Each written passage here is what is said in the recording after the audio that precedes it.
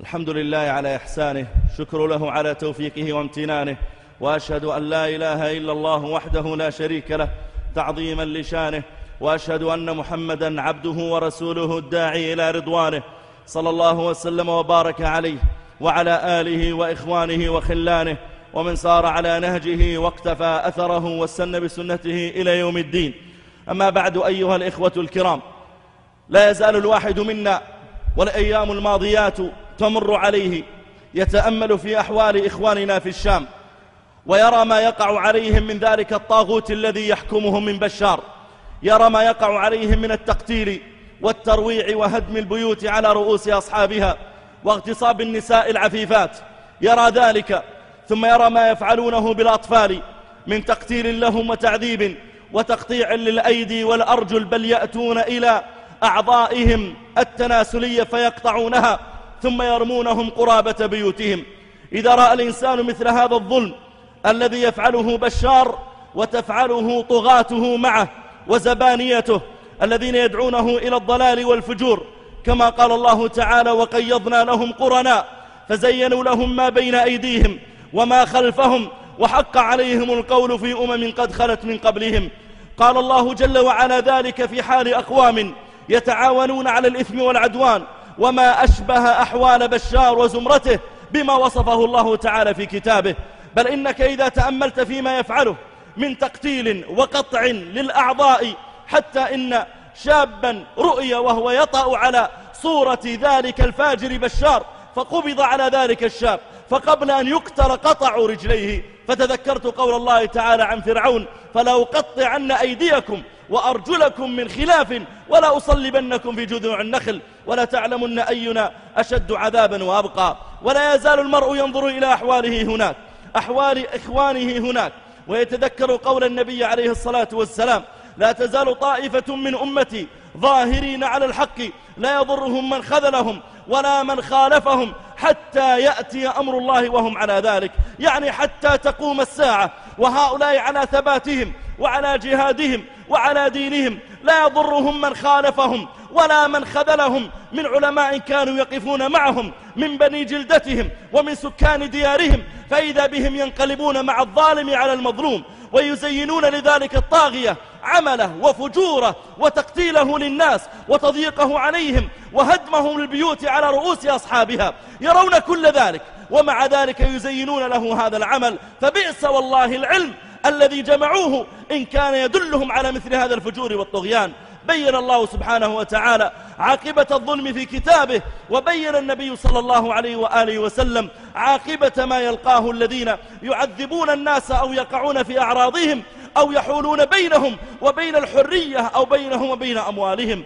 أقبل رجل إلى النبي عليه الصلاة والسلام فقال له: يا رسول الله، الرجل يأتيني يريد أن يأخذ مالي. قال: لا تعطيه مالك، لا تعطيه مالك، كن رجلا دافع عن نفسك، لا تعطيه مالك.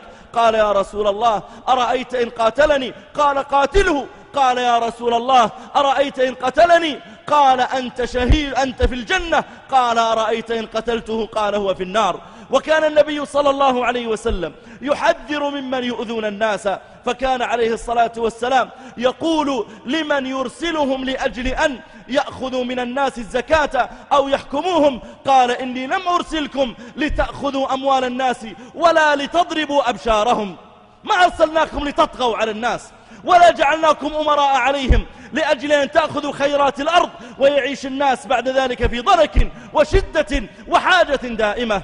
انظر إلى سوريا اليوم، وانظر إليها خلال 40 سنة التي حكمها الطاغوت الأول حافظ الأسد، ثم حكمها بعد ذلك النطفة القذرة التي خرجت من ذلك القذر، أما يحكمها بشار وماهر ومن عاونهم من زبانيتهم. انظر إلى حال سوريا، سوريا غنية بالبترول وفيها غاز وفيها خيرات، ومع ذلك تذهب إلى زمر من هؤلاء الطغاة يكثرون بها أرصدتهم، ولا يكاد الناس يجدون هناك ما يسد رمقهم أو يقوم بعوزهم إلا ما ندر، حتى ينشغل الرجل من صباحه إلى مسائه في سبيل أن يجد خبيزات يسد بها رمق أولاده وزوجته.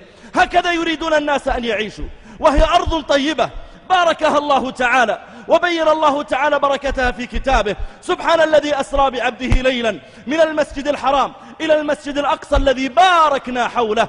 وقال الله تعالى عن موسى: اهبطوا الأرض المقدسة التي كتب الله لكم، فوصفها الله تعالى بالمقدسة، وصفها الله تعالى بالمباركة، لكن هذه البركة تنزع إذا حكمها أمثال هؤلاء الطغاة. إن إخواننا الذين يجاهدون هناك هم ظاهرون على الحق، كما قال عليه الصلاة والسلام: لا تزال طائفة من أمتي ظاهرين على الحق لا يضرهم من خذلهم ولا من خالفهم حتى يأتي أمر الله وهم على ذلك، يعني وهم على الحق وعلى الثبات على الدين. وأمر الله إما أن يكون المقصود به النصر، أن ينتصروا على من ناوأهم ومن خالفهم، أو أن يكون به أمر الله تعالى يعني قيام الساعة، وما ذلك على الله تعالى ببعيد. وليثبت إخواننا هناك، وهي رسالة إلى إخواننا الذين يجاهدون في سوريا، رسالة إلى من يصاب اليوم وتسفك دماؤهم وتسحق جماجمهم وتقطع أجسادهم، رسالة إلى من تغتصب نساؤهم وتؤخذ أموالهم، رسالة إلى من يرون في الطرقات أقواما ليسوا من سوريا بل قد أقبلوا إليهم من حزب الله وأقبلوا إليهم من إيران لأجل أن يشاركوا في التقتيل وفي نزع الأرواح وفي تقطيع الأيدي والأرجل وفي هتك الأعراض. هي رسالة إلى الأبطال الذين يثبتون على دينهم برغم ما أصابهم. وإن الله تعالى يقول: حتى إذا استيأس الرسل وظنوا أنهم قد كذبوا جاءهم نصرنا فنجي من نشاء.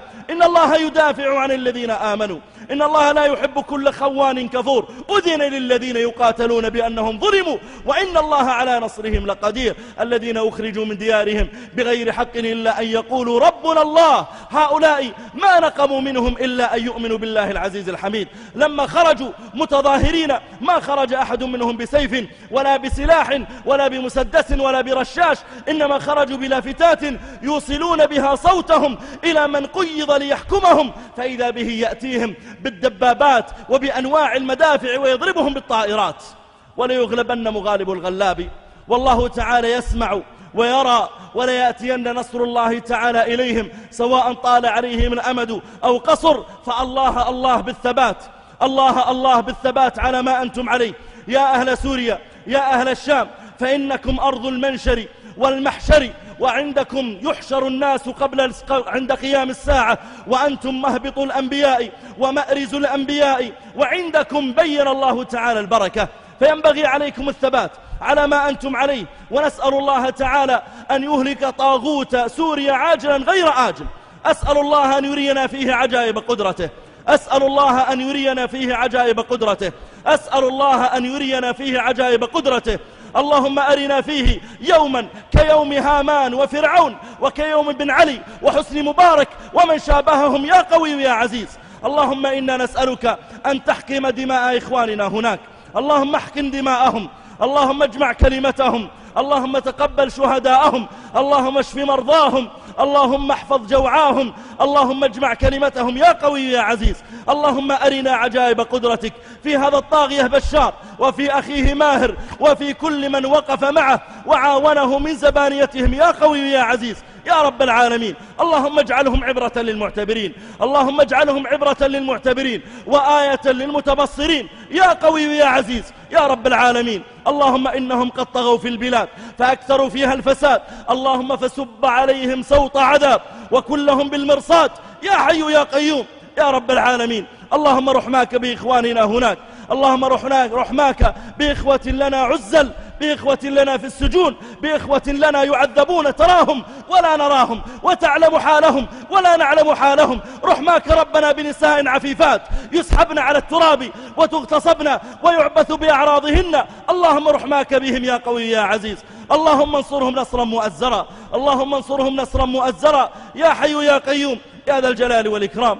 اللهم وإنا نسألك يا قوي يا عزيز أن تصلح أحوال المسلمين في كل مكان، اللهم أصلح أحوال المسلمين في ليبيا، اللهم أرنا في القذافي يوما أسودا عاجلا غير آجل يا قوي يا عزيز يا رب العالمين. اللهم انصر المجاهدين هناك، اللهم أيدهم بتأييدك وأحسن نياتهم لك وحدك لا شريك لك يا حي يا قيوم. اللهم أصلح أحوال إخواننا في تونس وفي مصر وفي اليمن، اللهم أصلح أحوالهم في اليمن يا حي يا قيوم، واجمع كلمتهم على خيرهم وعلى أحبهم إليك، واحقن دماءهم يا قوي يا عزيز يا ذا الجلال والإكرام.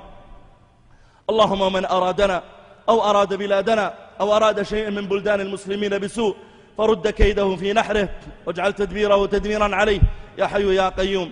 اللهم وفق ولي أمرنا لما تحب وترضى وخذ بناصيته للبر والتقوى. اللهم وفقه لهداك واجعل عمله في رضاك وسائر ولاة أمور المسلمين. اللهم صل على محمد وعلى آل محمد كما صليت على إبراهيم وعلى آل إبراهيم، وبارك على محمد وعلى آل محمد كما باركت على إبراهيم وعلى آل إبراهيم إنك حميد مجيد. سبحان ربك رب العزة عما يصفون، سلام على المرسلين، الحمد لله رب العالمين. الله أكبر الله أكبر، أشهد أن لا إله إلا الله.